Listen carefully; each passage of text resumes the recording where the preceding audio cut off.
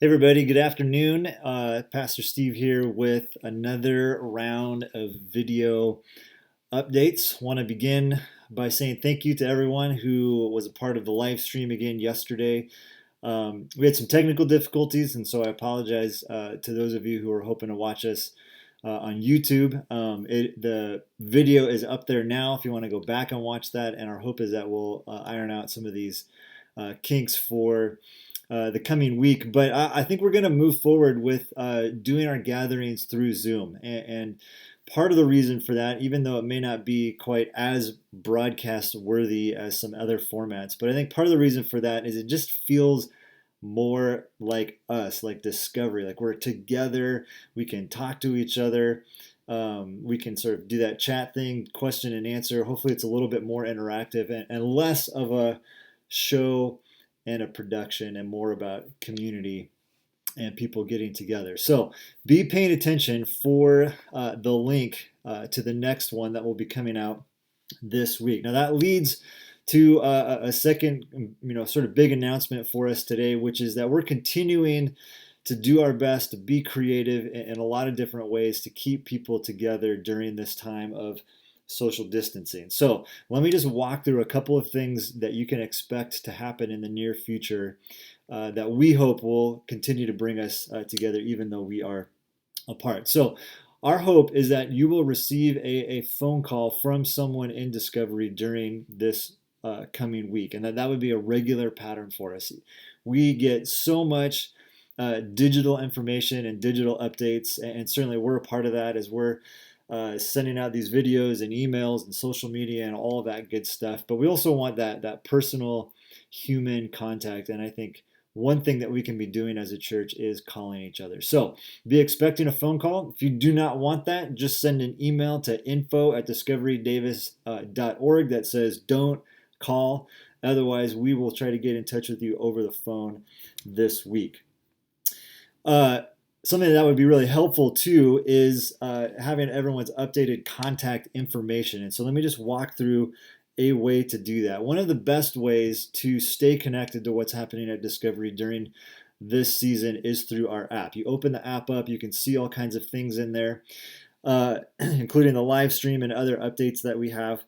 But if you scroll down to the bottom, there's a thing called a new visitor card, and you can click on that. And even if you're not a new visitor, maybe you've been around for a little while, but your number has changed or your email has changed, you're not getting updates as quickly as maybe you used to in the past, you can go in there and you can fill out that new visitor card and get that information so that you stay in the loop.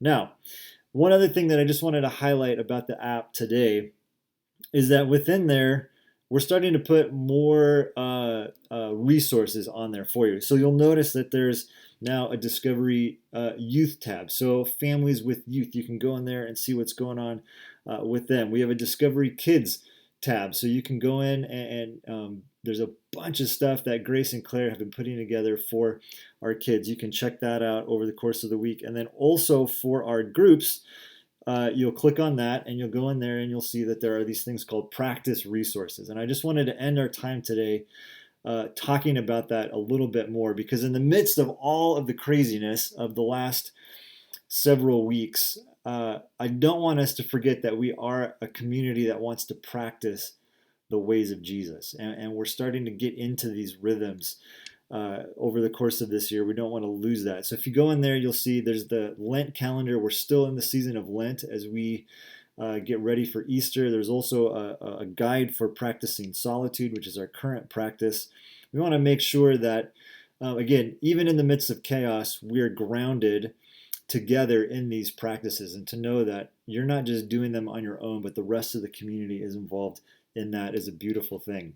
To close, I wanted to share, again, alongside practices and resources, I wanted to share a bunch of books. Okay, you may not be able to get these books as easily as before the coronavirus hit, but if you're a Kindle reader, an Audible person, I think you can still order these books in a lot of different ways. So I just want to walk through a couple of those for us here.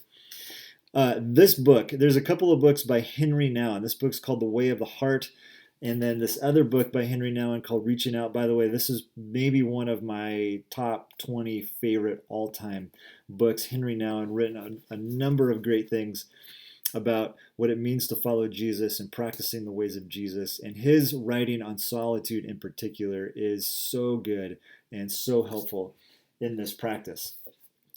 Ken Shigematsu is a pastor in Canada. He's written a book called Survival Guide for the Soul. He goes through a number of different practices, but he has a couple of great chapters on meditation and silence and how to discover God's presence through those practices.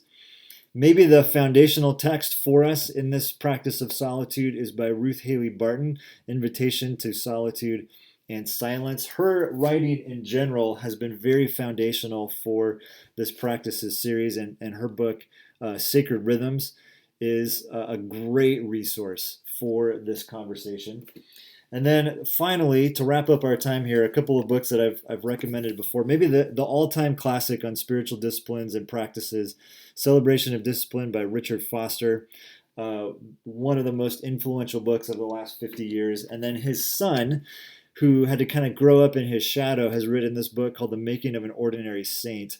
And just a really great take on practices, especially if you're not totally convinced that this whole thing is legit or something that you want to get into. This could be a great place to start. So a bunch of resources for you this morning. Stay connected. Be expecting a phone call from someone. And then be paying attention for the big email blast that comes out tomorrow with a bunch of information on generosity. All right.